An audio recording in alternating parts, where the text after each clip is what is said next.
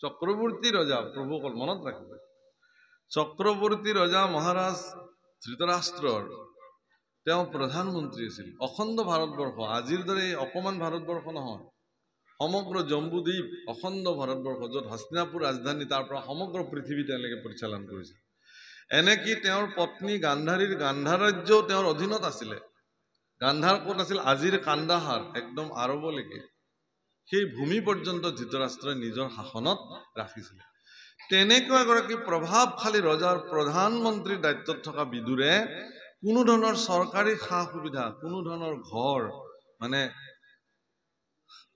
ধন টকা পইচা মৰ্যাদা কোনো গ্ৰহণ কৰা নাছিল তেনেকে আছে যিদিনাখন ভগৱান শান্তি দূত হিচাপে হস্তিনাপুৰলৈকে আহিছিল যুধিষ্ঠিৰৰ কথা মতে সেইদিনাখন ভগৱান কৃষ্ণক দ্বাৰকাধীশ ভগৱান কৃষ্ণক হস্তিনাপুৰৰ ৰাজ সিংহ দ্বাৰৰ পৰা আদৰি অনা হৈছিল আৰু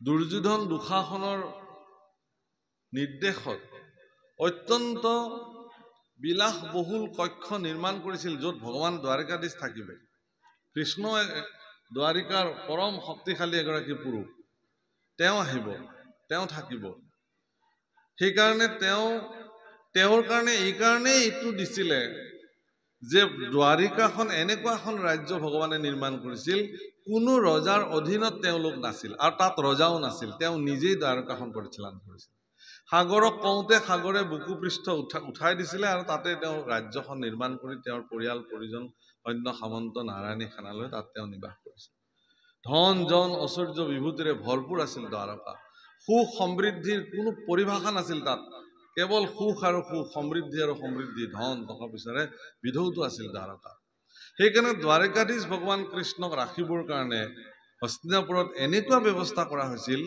সেই ব্যৱস্থাত অত্যন্ত বিলাসবহুল ব্যৱস্থা ভগৱান কৃষ্ণৰ কাৰণে কৰা হৈছিল কিন্তু এনে বিলাসবহুল ব্যৱস্থা পৰিত্যাগ কৰি ভগৱান কৃষ্ণই বিদুৰৰ ঘৰত নৈশ যাপন কৰিবৰ কাৰণে সিদ্ধান্ত লৈছে অথচ বিদুৰে কৈছে যে মই তোমাৰ ঘৰলৈ যাম বিদুৰে মুখেৰে না কৰিবৰ কাৰণে কোনো ধৰণৰ সুযোগ নাপালে ভগৱানে মোৰ তাতে থাকিম বুলি কৈছে হ'ব লৈ গুচি আহিলে কিন্তু বিদুৰৰ ঘৰত সেই সময়ত নে শুবলৈ এখন বিচনা আছিল নে বহিবলৈ এখন চেয়াৰ আছিল কি একো নাই যে খাবলৈ কিবা অন্ন পৰমান্ন ফল দ্ৰব্য একো নাছিল তথাপি ভগৱানক তেওঁ ঘৰলৈ লৈ আহিছে আৰু সেই সময়ত তেওঁৰ পত্নী শোভাগাই ভগৱান কৃষ্ণক কল আছিল মাত্ৰ ঘৰত কেইটামান কি খাবলৈ দিবৰ কাৰণে ভগৱান আহিছে কৃষ্ণ দ্বাৰকাধীশ আহিছে কাৰণে কল কেইটাকে নিজে এৰুৱাই দিছিল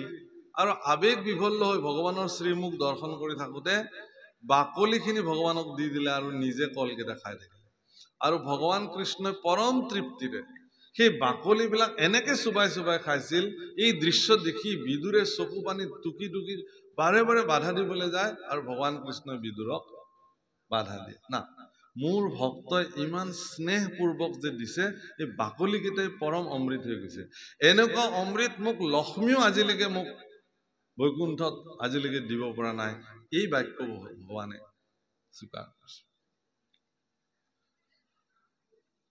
নিজ জাতিত জন্মগ্ৰহণ কৰা সুবৰীয়ায়ে যিকেইটা বগৰী কামুৰি কামুৰি থৈ দিছিল আধা খাই খাই ভগৱান শ্ৰী ৰামচন্দ্ৰ অযোধ্যাপতি দশৰথৰ জ্যেষ্ঠ পুত্ৰ যুৱৰাজ শ্ৰী ৰামচন্দ্ৰই পৰম তৃপ্তিৰে তাক ভক্ষণ কৰিছিল তাকে দেখি লক্ষ্মণে সুবৰীক কৈছিল আই তুমিনো জুঠা ফলখিনিহে দাদালে থব পাৰিলানে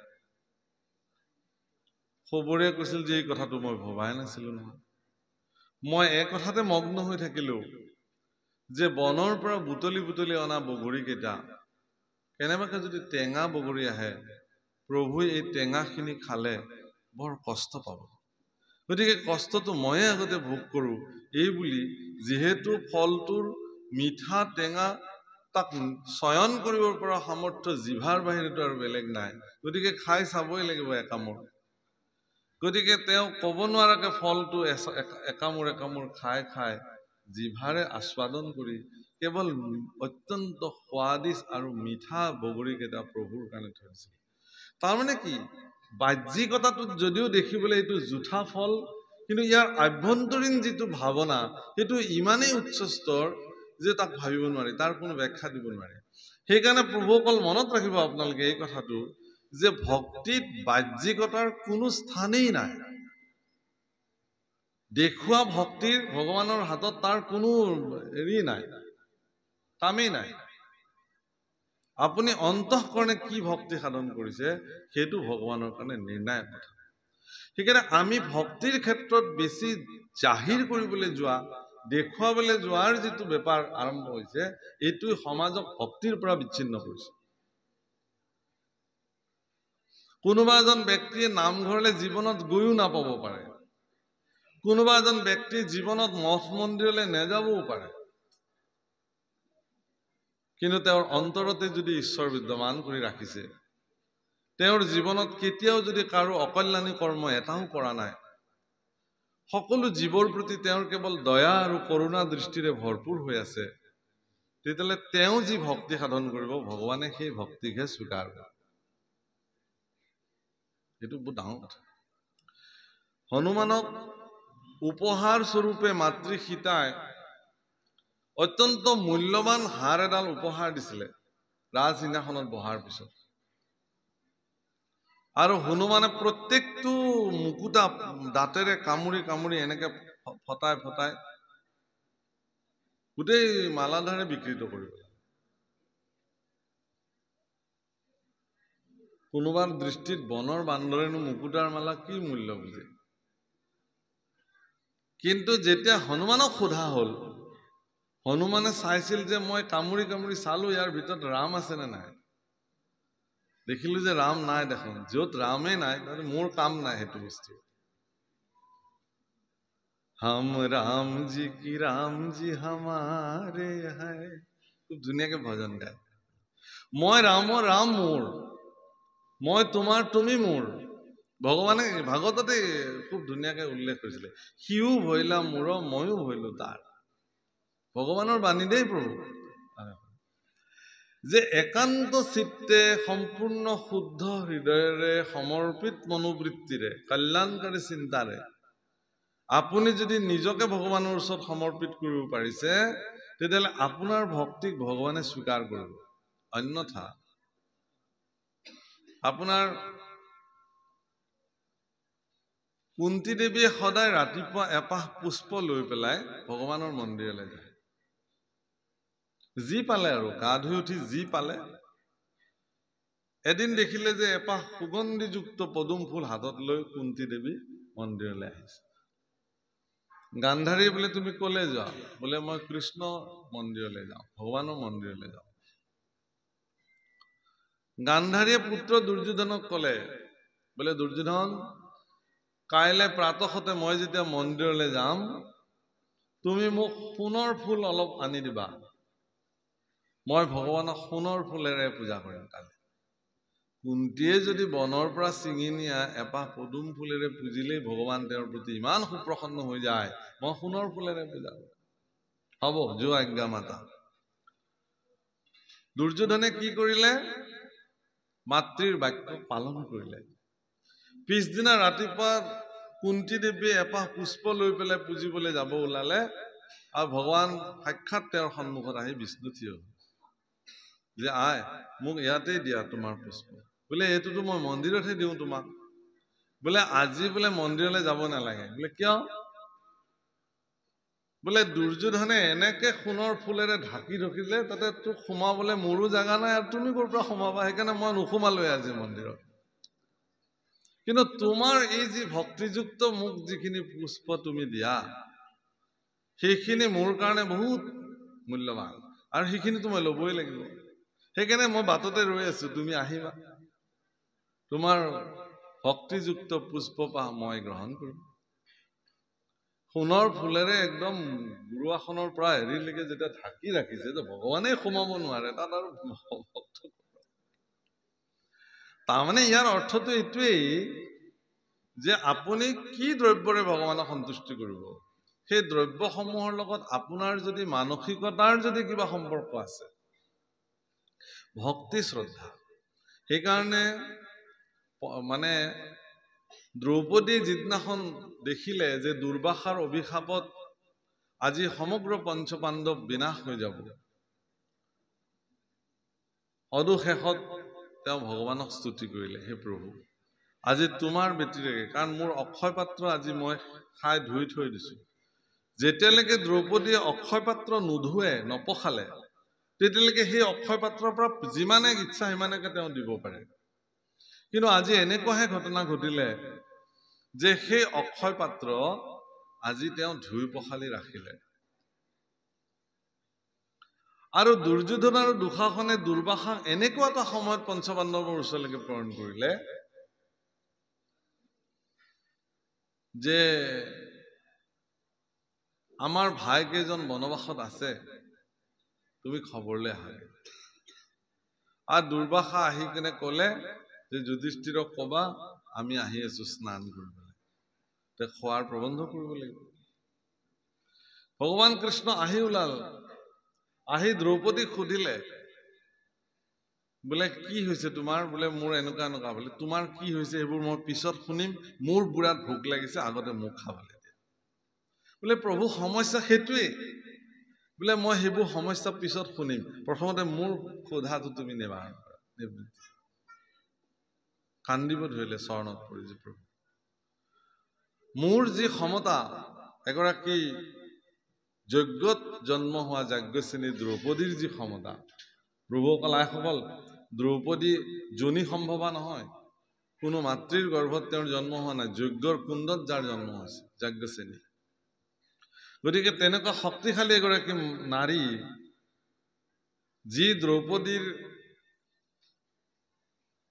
কেশত দুৰ্যোধনে ধৰিলে কাৰণে, দুঃশাসনে ধৰিলে কাৰণে গোটেই 100 পুত্ৰ বিনাশ হৈ গ'ল পাণ্ডৱ কৌৰৱ। ইমান শক্তিশালী নাৰী দ্ৰৌপদী। মানে শালংকৃতা বৰনাৰী বিলাকে সদায় কেশ বান্ধি ৰাখে, মানে সংযমতাৰে। এবাৰ লক্ষ্মী আহে, কি দেৱী ৰুক্মিণী আৰু ভগৱান কৃষ্ণ এনে কথা পাতি আছে। সেই সময়ত ৰুক্মিণী আয়ে চুলি ধুই পেলাই ঘৰৰ ভিতৰতে চুলিৰ প্ৰসাধন কৰি আছিল। আৰু ভগৱান অন্তঃপুৰত গৈ খুব চলে পৰিহাসে ৰুক্মিণীক এনেকুৱা কিছুমান কথা কলে, সেই কথাত ৰুক্মিণী মুধাচুত হৈ গ'ল, বেহুচ হৈ গ'ল শুনি শুনি। যেতিয়া বেহুচ হৈ পৰি গ'ল, তেতিয়া ভগৱান কৃষ্ণই তেওঁক পৰি নোযোৱাকে ধৰিলে। কিন্তু সেই সময়ত ৰুক্মিণীৰ চুলি খোলা আছিলে, আৰু এগৰাকী মহিয়সী নাৰীৰ চুলি, খোল খাই যোৱা চুলি মাটিত পৰিব কাৰণে, মাটিত পৰিলেই অনৰ্থ হ'ব, মাটিত পৰিব নোৱাৰে।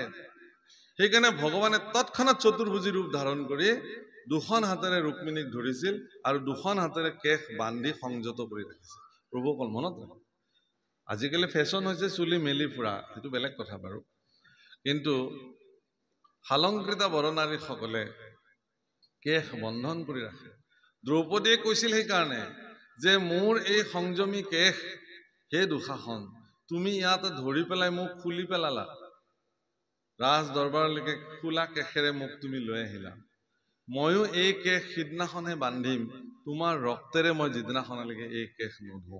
আৰু সেইটোৱে ধ্বংস সিদিনাখনৰ পৰাই আৰম্ভ, কুৰুক্ষেত্ৰ বিনাশ।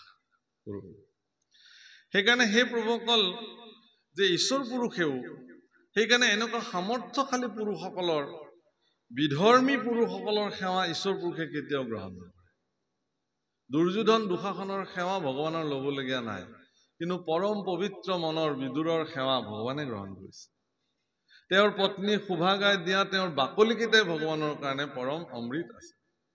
গতিকে ভক্তিত বাহ্যিকতাৰ কোনো কাৰণতে স্থান নাই। ভক্তিত আভ্যন্তৰীণ আপোনাৰ মনৰ স্থিতি কি, সেইকাৰণে আপুনি নিৰ্ণয় কৰিব নোৱাৰে আচলতে কোনজন ভকতে কি সেৱা কৰিছে। আপুনি মই ইয়াক নিৰ্ণয় কৰিব নোৱাৰো, আমাৰ সামৰ্থ্যৰ বাহিৰত। সেইকাৰণে ভক্ত দেখিলেই ভক্তৰ প্ৰতি প্ৰণিপাত জনোৱাটো প্ৰত্যেকগৰাকী ভক্তৰে নিয়ম। যে আপুনি কি কৰিছে কি কৰা নাই সেইটো মোৰ বিচাৰ্য নহয়, কিন্তু আপোনাক মই ভকত বুলিয়ে সেৱা কৰিছো। যদি মোৰ এই সেৱা গ্ৰহণ কৰিব পৰাৰ সামৰ্থ্য আপোনাৰ আছে তো আপুনি গ্ৰহণ কৰিব। যদি গ্ৰহণ কৰিব পৰা সামৰ্থ্য নাই তেতিয়াহ'লে তাৰ পৰিণাম আপুনি ভোগ কৰিব। হীৰা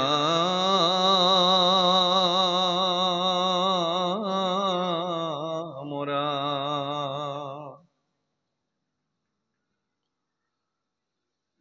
নয়নৰ নিৰধাৰাৱে বৈ শোকত আকুল ভাৱে কতহু কাকুতি কৰিয়া কান্দন্ত ধৰিয়া কৃষ্ণৰ পাৱে আৰ ইহেন অৰুণত চৰণ দুখানি তেজি জীৱ পুনঃতে মাধৱ বান্ধৱ নৱধা সমূলি নিয়োগ মোক লগতে। একেটাই মাত্ৰ প্ৰাৰ্থনা যে মোক তুমি লগত লৈ যোৱা, মোক তুমি লগত লৈ যোৱা। ৰাম এহি বুলি পাৱে পুৰিয়া কান্দন্ত ঐ অনেক কাৰুণ্য ভাৱে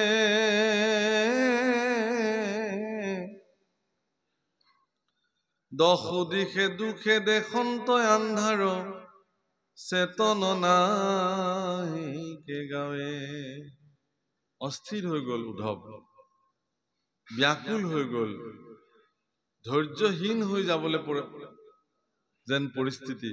কি হব এতিয়া যদি মোক লগত লৈ নাযায় ভগৱানে?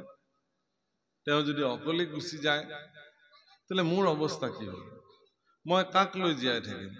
আজিৰ পৰা মই কাৰ কৰ্ম সাধন কৰিম? হে ৰাম ভকতৰ দুখ দেখি ভগৱন্ত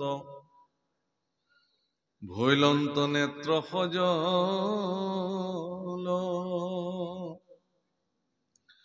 অসন্তোষে কিছু চপৰাইলা মাথ সংকোচ মুখ কমল শুনা নৰলোক মহন্তৰ শোক দেখা দুখ কেন মতে ধন জন যত জীৱন যৌৱন জানা হবে শাশ্বত। উপদেশ অকমান আহিছে আৰু উপদেশত খুব গুৰুত্বপূৰ্ণ কথা কৈছে যে হে মহন্ত সকলৰ দুখ কত আপোনালোকে চাওক। ধন জন জীৱন যৌৱন এইবিলাক অশাশ্বত, এইবিলাক মিছা। অশাশ্বত শব্দৰ অৰ্থটো হল কি? মিছা। ধন আজি আছে কাইলে নাই, যৌৱন আজি আছে কাইলে নাই, জীৱনটো জলৰ ৰেখা, আজি আছে কাইলে নাই। এইবিলাক অশাশ্বত বস্তু। কিন্তু আচৰিত কথা যে আমি এইবিলাকক অশাশ্বত বুলি জানিও, মিছা বুলি জানিও, অনিত্য বুলি জানিও আমি কিন্তু এইবিলাকৰ পৰা মোহাচ্ছন্ন হবলৈ পৰা নাই। ইয়াত সেইকাৰণে কৈছে ৰাম পুত্ৰ পৰিবাৰ সকলে অসাৰ তাতে কনাতে কমায়া খনেক থাকিয়া খনেকে অন্তৰৈ সাম্যকে মেঘৰ ছায়া।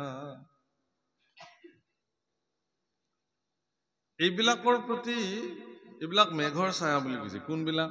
ধন জন পুত্ৰ পৰিবাৰ অশাশ্বত। বাপসকল, মই এটা বিশেষ কথাৰ পৰা আৰম্ভ কৰিছিলো অলপ আগে, গোস্বামী তুলসীদাসৰ কথা।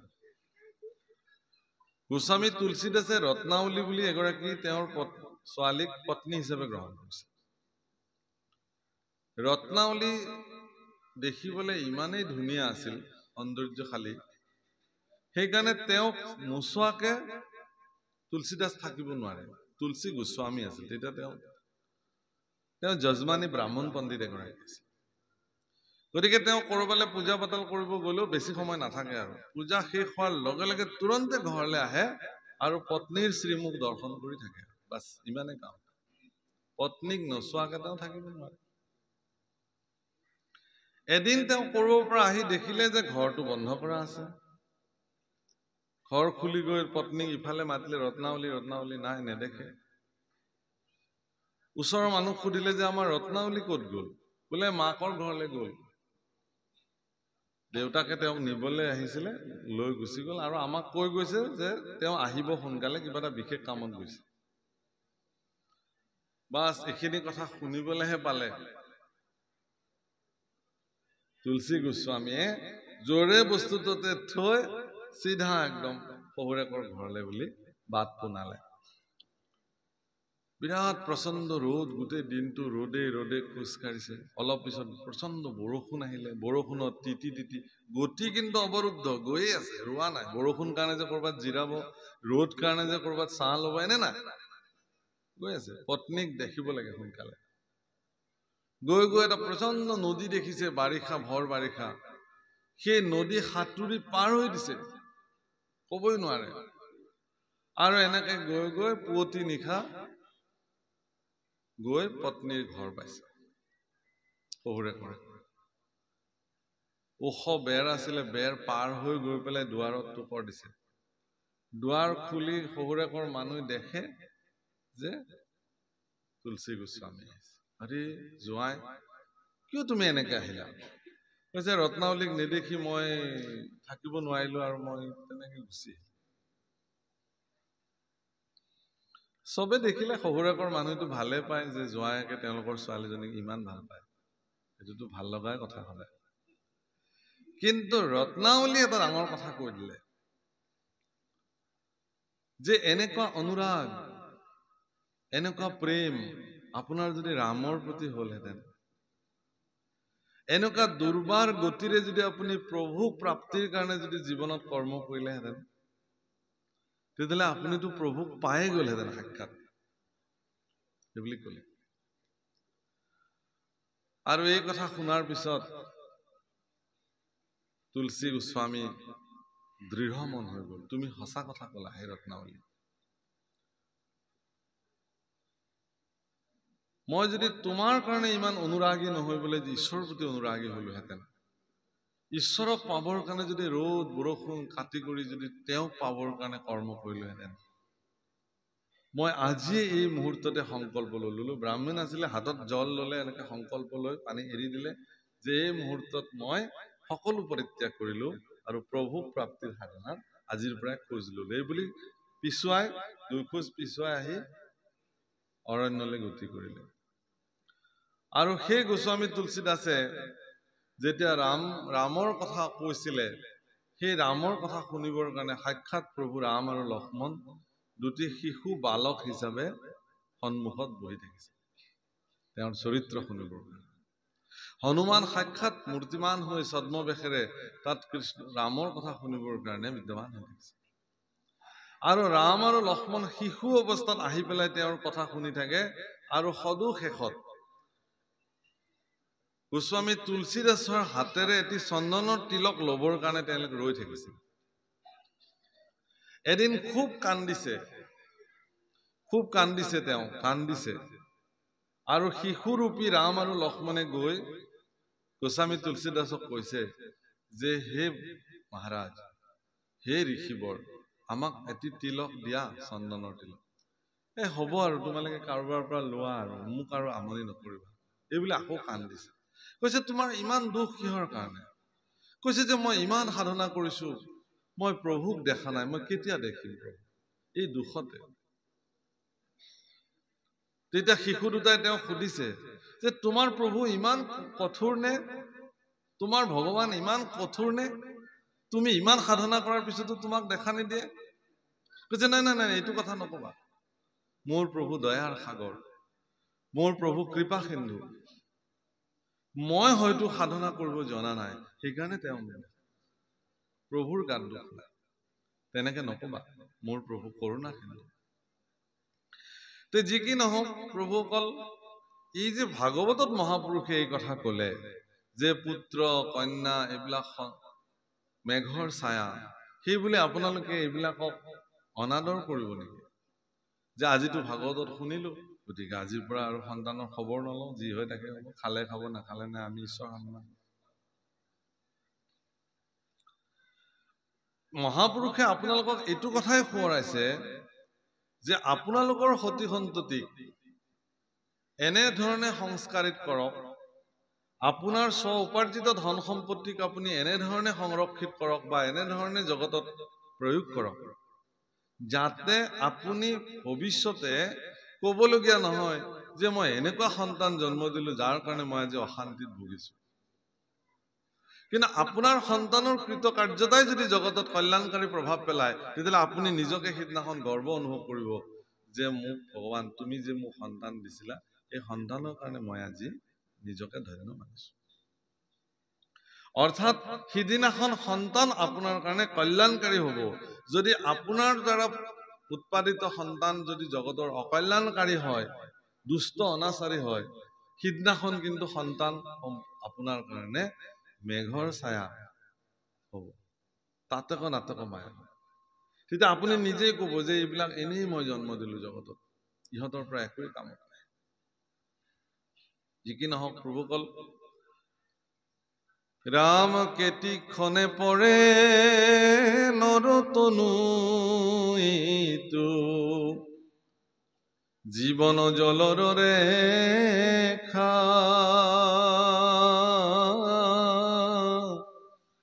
সততে চিন্তিও কৃষ্ণৰ চৰণ, মৰণয়ে ভুনে দেখা। ভগৱানৰ চৰণ চিন্তা কৰিবলৈ কৈছে। কেতিক্ষণে পৰে নৰতনু, কোনো ক'ব নোৱাৰে। বিষয়ৰ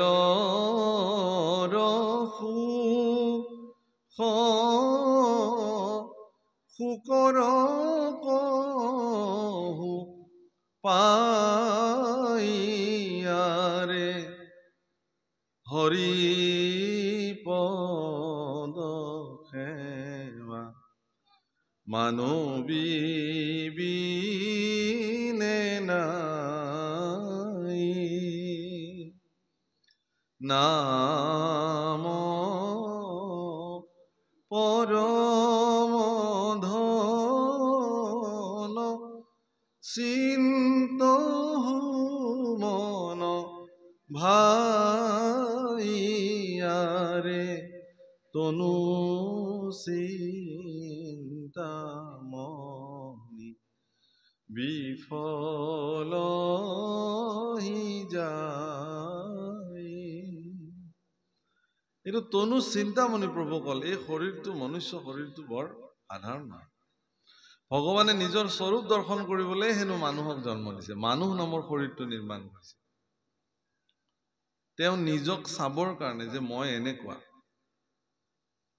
নিজৰ স্বৰূপ দৰ্শন কৰিবৰ কাৰণে মানুহৰ সৃষ্টি। গতিকে মানুহৰ দ্বাৰা কৃতকৰ্ম ঐশ্বৰিক হ'ব লাগে। মানুহে অনিশ্বৰযুক্ত কৰ্ম কেতিয়াও মানুহৰ দ্বাৰা সাধন হ'ব নালাগে। যাক মানুহে নৰাধম বুলি ক'ব, পশুতুল্য বুলি তুলনা কৰিব যাতে নোৱাৰে, কাৰণ আপুনি মানুহটো। গতিকে আপোনাৰ পৰা যি চিন্তা প্ৰসূত হ'ব, আপোনাৰ দ্বাৰা যি কৰ্ম সম্পাদিত হ'ব, সেই কৰ্ম ঐশ্বৰিক কৰ্ম হ'ব লাগে। কাৰণ ঈশ্বৰৰ স্বৰূপ আপোনাৰ তাতে ঢালি বাকি দিছেতো, সেইকাৰণে আপোনালোকক অমৃত সন্তান বোলা হৈছে। শৃণ্বন্তু বিশ্ব মনুষ্যম অমৃতস্য পুত্ৰাঃ, মানুহ অমৃতৰ সন্তান। গতিকে অমৃত সন্তান মানুহৰ দ্বাৰা যি কৰ্ম সম্পাদিত হয়, সেই কৰ্ম সৰ্বদা কল্যাণকাৰী হ'ব লাগে। আৰু সঁচাকে পৃথিৱীৰ যিমান জীৱ জগতত যিমান বস্তু আছে, সকলোৰে কল্যাণ কৰিবৰ পৰা সামৰ্থ্য বুদ্ধিমত্তা মানুহৰ তাতে থাকে। সেইকাৰণে সততে চিন্তিয় কৃষ্ণৰ চৰণ, এই নৰতনু কেতিয়া শেষ হয় কোনেও ক'ব নোৱাৰে। জীৱন দুদিনীয়া, আমিতো গোৱালপৰীয়া মানুহ, আমাৰ গোৱালপৰীয়া ভাষাত আমাৰ লোকসংগীতত খুব ধুনীয়াকে কৈছে, টাকা পয়সা ভিতার বাড়ি জীবন গেলে সব রইবে হে পরি, সঙ্গের সাথী কেউ তোর হবে না,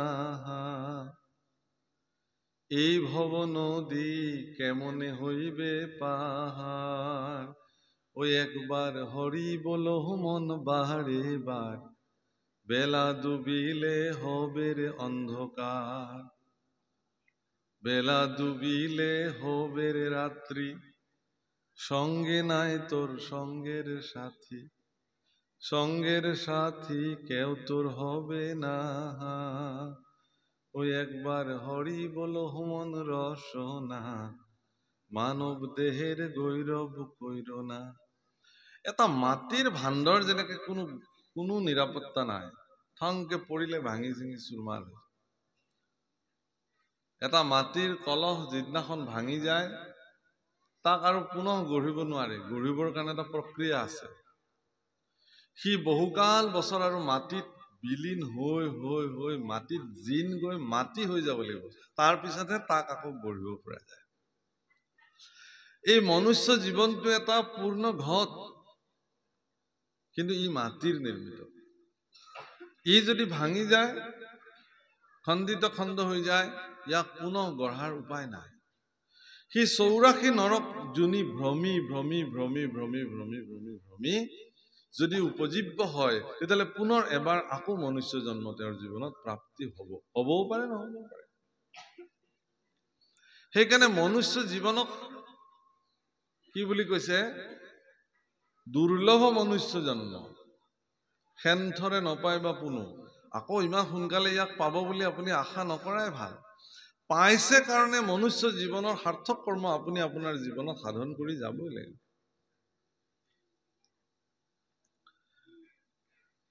বেলা ডুবিলে হবেৰে ৰাত্ৰি। বেলা ডুবিলে মানে আপোনাৰ জীৱনৰ সূৰ্য যিদিনাখন অস্ত যাব,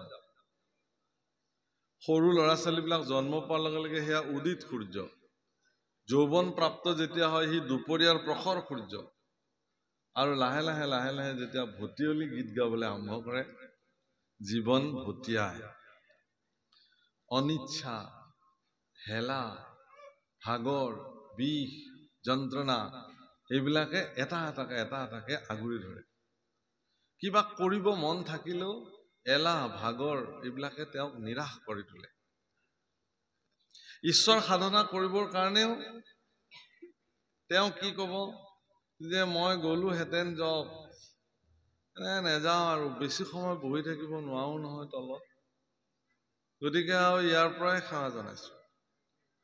কিন্তু যিখিনি সময়ত তেওঁ বহু সময় একেলগে বহি থাকিব পাৰিছিল, সেই সময়ত কিন্তু তেওঁ শুনিবলৈ নাহিলে। যিটো সময়ত তেওঁ ঘণ্টা ঘণ্টা জুৰি মাটিত বহি ঈশ্বৰৰ সাধন কৰিব পাৰিছিলে, সিদিনাখন কিন্তু তেওঁৰ মন মানসিকতাত কোনেও জাগ্ৰত কৰি নিদিলে যে তোমাৰ শক্তি সামৰ্থ্য থাকোতেই তুমি এই কৰ্ম কৰি লোৱা। সকলোৰে ধাৰণা এটাই হ'ল যে ধৰ্ম কাৰ্য বৃদ্ধ কালত কৰিব লাগে, গতিকে বৃদ্ধ কালত আমি কৰিম। কিন্তু ঈশ্বৰ পুৰুষে ইয়াৰ হিচাপো দি থৈছে, মহাপুৰুষে ইয়াৰ হিচাপ দিছে ধুনীয়াকে। প্ৰহ্লাদ চৰিত্ৰ, ঔ মনুষ্যৰ আয়ু শত বৰিষ সংখ্যাত, অৰ্ধে কবি ফলে যাই জানিবা নিদ্ৰাত। 100%ৰ 50% 50% টোপনিতেই যায়।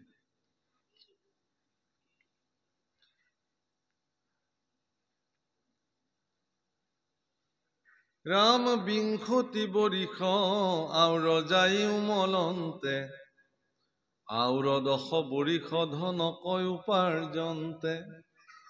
20% 100% আয়ুসৰাজিৰ 20% কেৱল উমলোতেই যায়, কোনো কামত নাহিল, সেইকেইটা এনেই গ'ল। অৰ্থাৎ ক'বলৈ গ'লে এতিয়ালৈকে 70% 100%ৰ 70% হিচাপতকে বাহিৰত গুচি গ'ল, এনেই গ'ল। থাকিল কিমান? 30%। তাৰো হিচাপ দিছে চাব।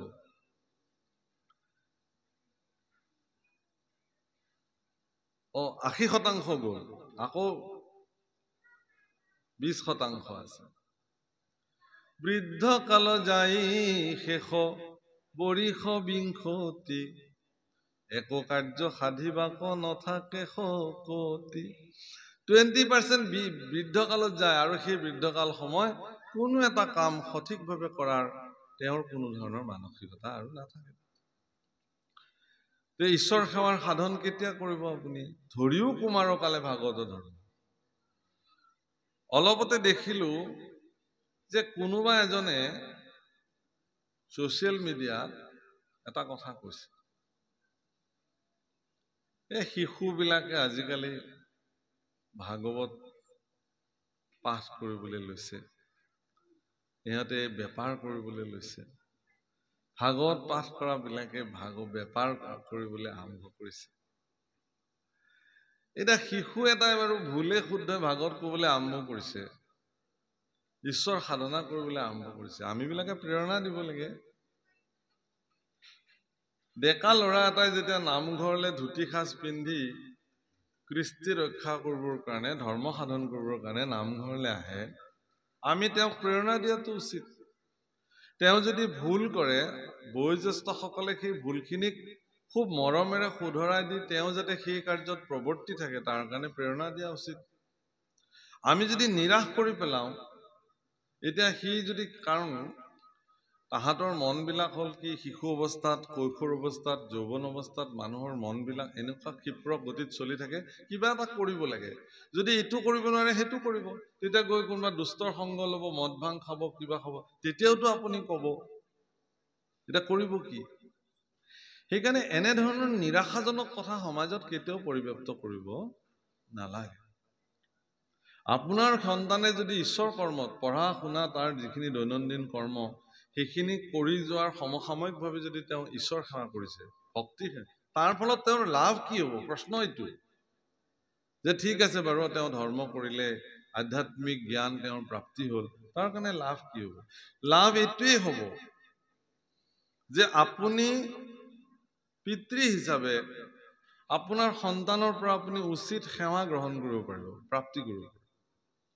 কাৰণ এগৰাকী আধ্যাত্মিক গুণসম্পন্ন সন্তানে গুৰুৰ প্ৰতি কেনেকে শ্ৰদ্ধা জনাব লাগে, পিতৃ মাতৃৰ প্ৰতি কেনেকুৱা সেৱা আগবঢ়াব লাগে, সজ্জনৰ প্ৰতি কেনেধৰণৰ নৈতিক স্থিতি ৰাখিব লাগে, বয়োবৃদ্ধ লোকসকলৰ প্ৰতি সৎকাৰী মনোবৃত্তি কেনেকে আনিব লাগে, এই কথা আধ্যাত্মিক গুণসম্পন্ন ব্যক্তি এগৰাকীয়ে জানে, সন্তান এটাই জানে।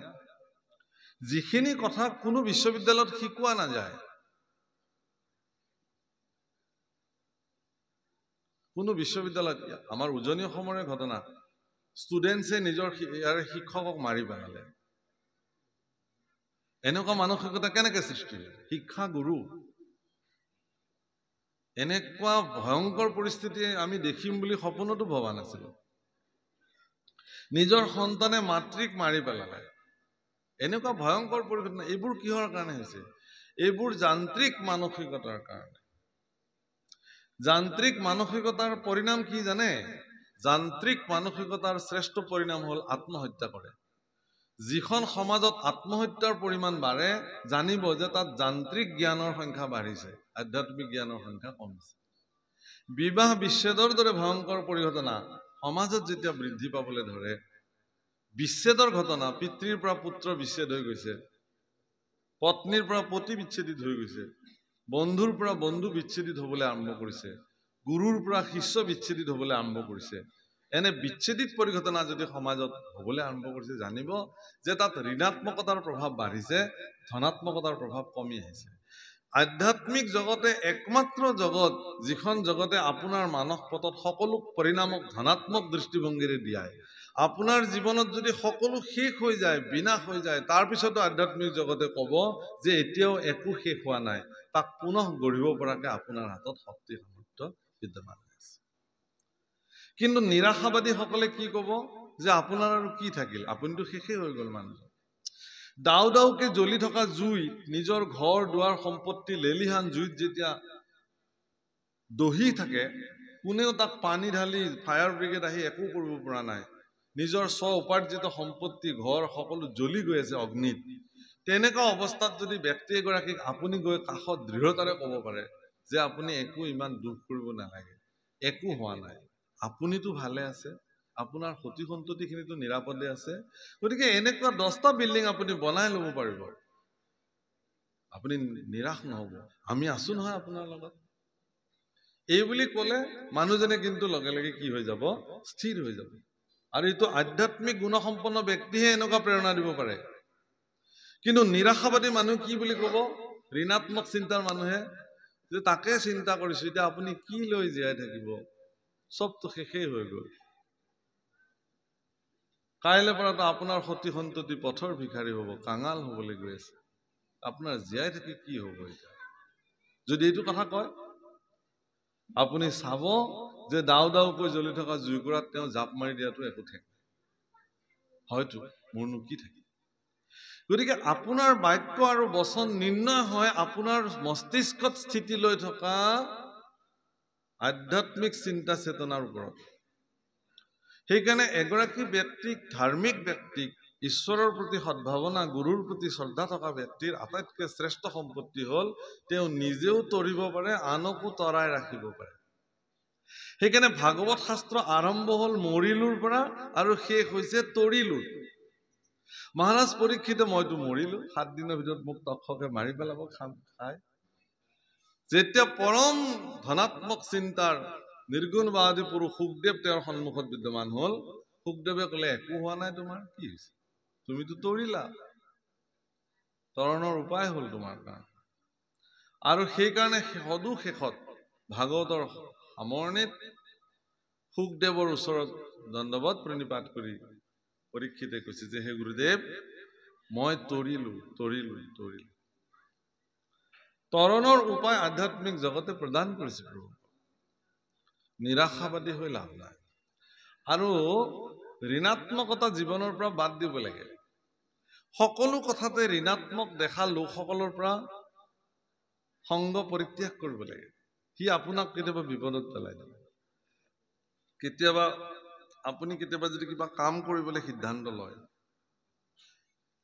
যদি কেনেবাকে আপোনাৰ বন্ধুৰ তালিকাত যদি কোনোবা তেনেকুৱা নিৰাশাবাদী ঋণাত্মক চিন্তাধাৰাৰ যদি বন্ধু আছে, আৰু তেওঁ যদি কেনেবাকে গম পায় যে আপুনি এটা শুভ কাৰ্য সম্পাদন কৰিবলৈ লৈছে, তেওঁ একেষাৰে আপোনাক ক'ব, এইবিলাক কাম নাই, তুমি মিছাতে এইবোৰ ফচিবলৈ গৈ আছা। তেওঁ নকৰিবও পাৰে। কিন্তু যদি এগৰাকী পজিটিভ চিন্তাৰ, ধনাত্মক চিন্তাৰ যদি বন্ধু আপোনাৰ যদি আছে, তেওঁ ক'ব যে খুব ভাল, আমি আছো, আগবাঢ়ক, কৰিব লাগে। কৰ্ম আৰম্ভ কৰিলেহে তাৰ শেষ হ'ব। ভাল কাম সদায় কৰিব লাগে। সেইকাৰণে সেই প্ৰভুসকল এইবোৰ তাতেক নাটেক মায়া হয়, কিন্তু এই তাতেক নাটেক মায়া সিদিনা হ'ব যিদিনা আপুনি উচিত সংস্কাৰৰ জৰিয়তে তাক সুসংগবদ্ধ কৰিব নোৱাৰে। সন্তান আপোনাক ভগৱানে প্ৰদান কৰিছে, আপুনি সন্তানৰ পিতৃ হৈছে, সেইখিনি শেষ নহয়।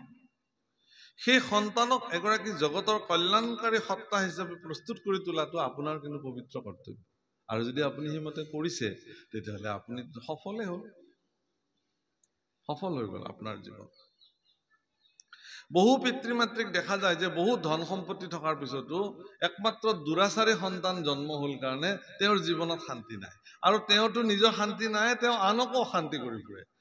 কাৰণ তেওঁৰ সতি সন্ততিৰ দুৰ্ব্যৱহাৰ তেওঁ গোটেই জীৱনত তেওঁ সেইবিলাক ভোগ কৰি থাকে, আৰু সেই ভোগ তেওঁ অকলে সহিব নোৱাৰি আনকো দি থাকে। এনেকুৱা ঘটনাও দেখাব। সেইকাৰণে সেই অৰ্থতে মহাপুৰুষে ইয়াক তাতেক নাটেক মায়া বুলি কৈছে। গতিকে সততে চিন্তিয় কৃষ্ণৰ চৰণ, মৰণ এভো নেদেখা। গতিকে কৃষ্ণৰ চৰণ চিন্তা কৰে, কাৰণ ই জগতৰ শ্ৰেষ্ঠ কৰ্ম।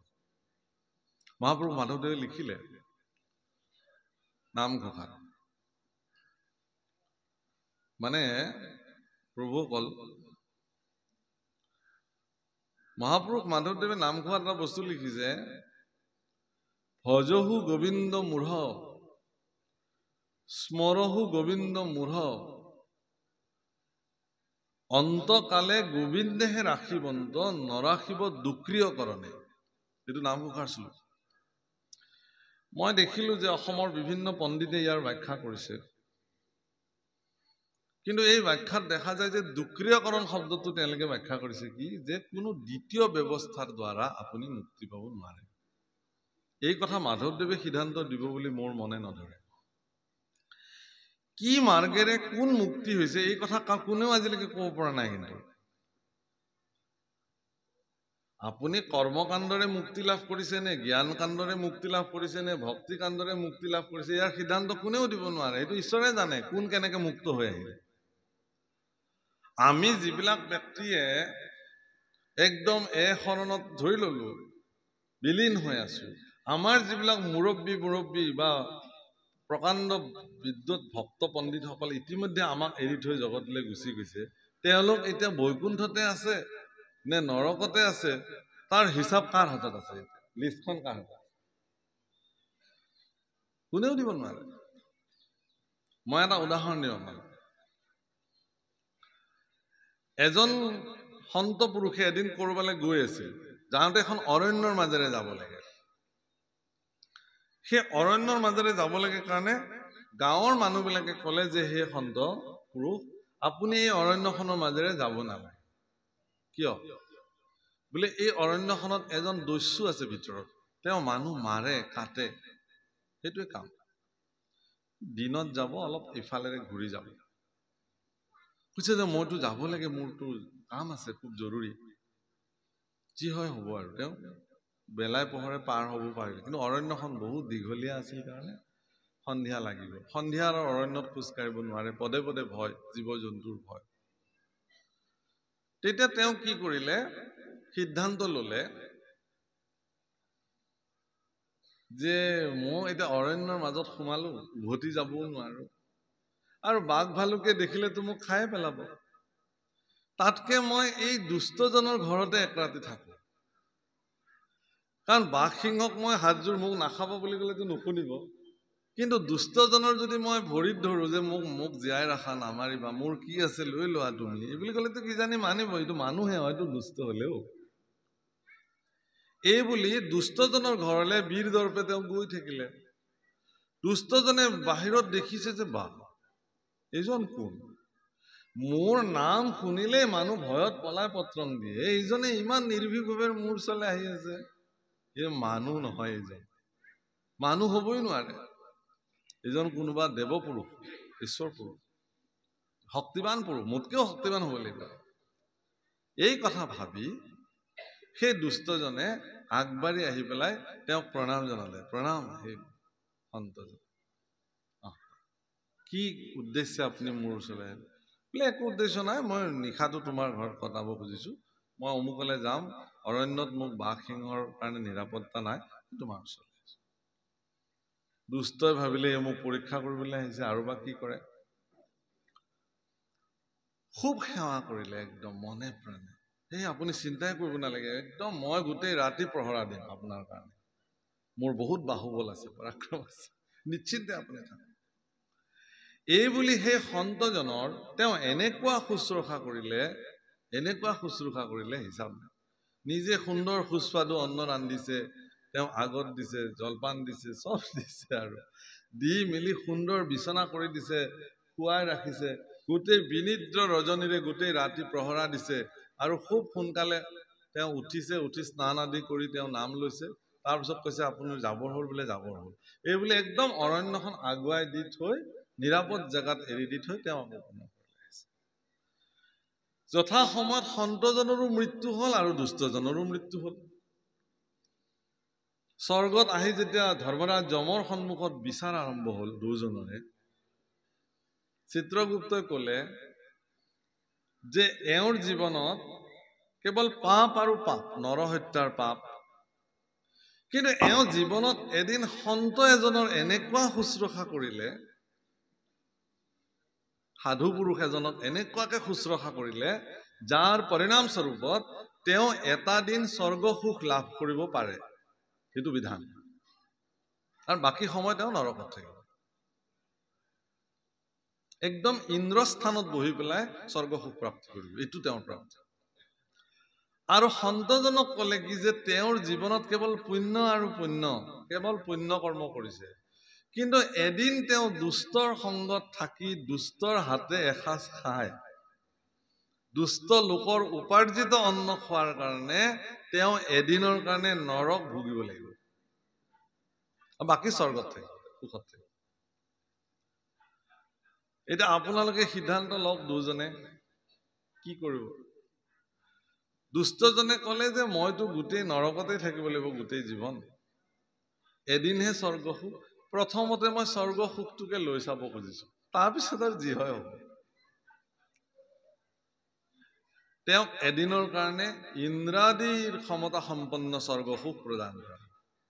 এই যে এদিন তেওঁ ইন্দ্ৰৰ সম শক্তিবানেৰে স্বৰ্গ সুখ প্ৰাপ্তি কৰিলে, সিদিনাখনে তেওঁ কি কৰিলে, অনেক ধন সম্পত্তি দান কৰিলে, যজ্ঞ কৰিলে, পূজা কৰিলে, ভগৱানৰ সাধনা কৰিলে, সন্ত দেৱৰ্ষি মহৰ্ষি বিলাকক আমন্ত্ৰণ কৰি আদি তেওঁলোকক অধিক অধিক শুশ্ৰূষা কৰিলে এদিনত। কৰাৰ ফলত তেওঁৰ ইমান পুণ্য বাঢ়িলে যে এই যে তেওঁৰ নৰক ভঞ্জন কৰিব লগা আছিল সেইবিলাক চব নাইকিয়া হ'ল। আৰু সন্তজনে ক'লে কি যে মইতো গোটেই জীৱন স্বৰ্গ সুখতে অতিবাহিত কৰিব লাগিব, এই এটা দিন নৰক, গতিকে সেইটো দিন মই প্ৰথম ভোগ কৰিলো, তাৰপিছত বাকী। আৰু তেওঁক প্ৰথম এটা মানে যুগ হিচাপে তেওঁক জন্ম দিলে, যুগ, তেজ পিয়া যুগ। আৰু যুগ হিচাপে আহিয়ে পৃথিৱীত তেওঁ প্ৰথম দিনাই তেওঁ ধুনীয়া মানে গাই এগৰাকীৰ অৰণ্যত ৰক্ত পান কৰিলে, সন্ত হৈও তেওঁৰ আত্মাই গৌ ৰক্ত পান কৰিলে, যাৰ কাৰণে তেওঁ ৰৌৰৱ নৰকত আৰু পতিত হ'বলগীয়া হ'ল। দিনক দিনে তেওঁৰ নৰকৰ সংখ্যা বাঢ়ি যাবলৈ ধৰিলে, যে তেওঁৰ স্বৰ্গ সুখ আৰু তেওঁৰ জীৱনত প্ৰাপ্তি। আটাইতকৈ ডাঙৰ কথা এই কথাটো কোৱাৰ প্ৰয়োজনীয়তা এইটোৱেই যে মানুহে মনুষ্য জীৱনত সৰ্বদা দুষ্টজনৰ সংগ পৰিত্যাগ কৰিব লাগে। প্ৰয়োজনত তেওঁ অৰণ্যত যদি সিংহৰ হাতত যদি তেওঁৰ মৃত্যু হ'লহেঁতেন তেতিয়াহ'লে তেওঁৰ এইটো গতি নহ'লহেঁতেন, কিন্তু একমাত্ৰ তেওঁৰ জীৱনৰ মোহৰ প্ৰতি মোহাচ্ছন্ন হৈ দুষ্টজনৰ গৃহত কটাই পেলাই দুষ্টৰ হাতে অন্ন গ্ৰহণ কৰাৰ ফলশ্ৰুতি পৰিণাম। সেইকাৰণে ভগৱান কৃষ্ণই আদৰ্শ দিছে যে সোণৰ সজ্জাত সম্পূৰ্ণ ব্যয়বহুল ব্যৱস্থাৰে কৰাৰ পিছতো তেওঁ দুৰ্যোধন দুঃশাসনৰ সুখ গ্ৰহণ নকৰি বিদুৰৰ দৰে দুখিত জীৱনতো তেওঁ এটা নিশা কটাই পিছদিনা তেওঁ দ্বাৰকালে ভ্ৰমণ বা অৰ্জুনৰ ওচৰলৈ ভ্ৰমণ কৰিছে। দুষ্টজনৰ সংগ সৰ্বদা পৰিত্যাজ্য। প্ৰভু অকল মনত ৰাখিব, সন্তৰ সংগ সাধু সংগ জগতত সাৰ, সাধু সংগ অনুসৰা শ্ৰৱণ কীৰ্তন কৰা হৰিহৰা পাষাণ আছে। এই যিটো কৈছে যে গোবিন্দ ভজহু গোবিন্দ মূঢ় স্মৰহু গোবিন্দ মূঢ়, অন্তকালে গোবিন্দেহে ৰাখিবন্ত নৰাখিব দুক্ৰিয়কৰণে। এই দুক্ৰিয়কৰণ শব্দটোৰ অৰ্থটো হ'ল কি যে ই এটা সংস্কৃত ব্যাকৰণৰ সূত্ৰ। এজন ব্ৰাহ্মণ পণ্ডিতে, তেওঁ উদাসীন ব্ৰাহ্মণ আছিলে, ত্যাগী ব্ৰাহ্মণ আছিলে, বিবাহ বাৰু কৰা নাছিলে, কিন্তু ৮০ বছৰৰ পিছত তেওঁৰ মনলৈ এটা ধাৰণা আহিল যে মই সংসাৰখন কৰাই ভাল, এই বুলি তেওঁ বিবাহ কৰিবলৈ মন মেলিলে ৮০ বছৰ বয়সৰ পিছত। সেই সময়ত এটা নিয়ম আছিল, এইটো শংকৰাচাৰ্যৰ দিনৰ ঘটনা। সেই সময়ত খুব কঠোৰ নিয়ম আছিল এইটোৱেই যে ব্ৰাহ্মণ পণ্ডিতসকলে যেতিয়া ব্ৰাহ্মণৰ কন্যা বিবাহ কৰাবৰ কাৰণে কইনা চাবলৈ ঘৰলৈ যায়, ছোৱালী চাবলৈ, তেতিয়াহ'লে ব্ৰাহ্মণৰ কন্যাবিলাকে ব্ৰাহ্মণ পুত্ৰবিলাকক ব্যাকৰণৰ সূত্ৰ সুধিছিল এখন কাপোৰৰ আঁৰৰ পৰা, আৰু সেই ব্যাকৰণৰ সূত্ৰসমূহ যথোচিতভাৱে যদি উত্তৰ দিব পাৰে তেতিয়াহে তেওঁৰ লগত তেওঁ বিবাহ আছিল। সেইকাৰণে পাণিনি আদি সকলো ব্যাকৰণৰ সূত্ৰ তেওঁলোকৰ কণ্ঠস্থ আছে। ব্ৰাহ্মণ পণ্ডিতসকল গুৰুকুলত এইবোৰ শিক্ষা তেওঁ গ্ৰহণ কৰিছে।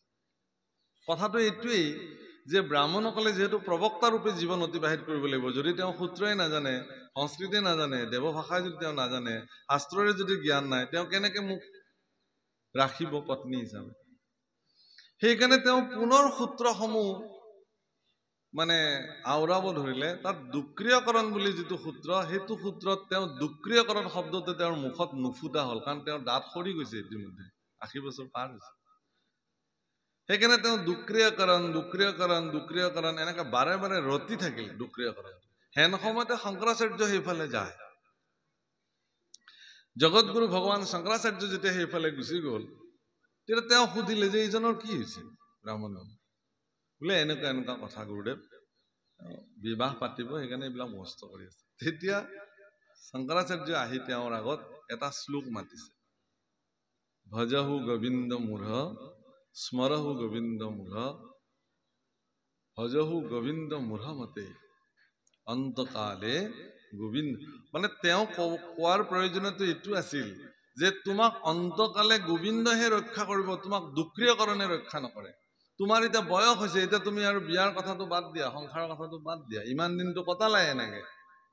এতিয়া তুমি আৰু দুক্ৰিয়কৰণৰ সূত্ৰ মুখস্থ কৰি লাভ নাই, তুমি ঈশ্বৰ সাধনাত লাগা, সেইটোহে তোমাক ৰক্ষা কৰিব।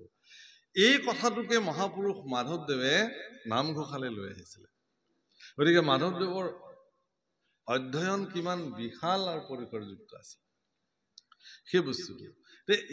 দুক্ৰিয়কৰণে আপোনাক ৰাখিব নোৱাৰে, কোনো বিদ্যায়তনিক শিক্ষা সূত্ৰই আপোনাৰ জীৱনক ৰক্ষা কৰিব নোৱাৰে।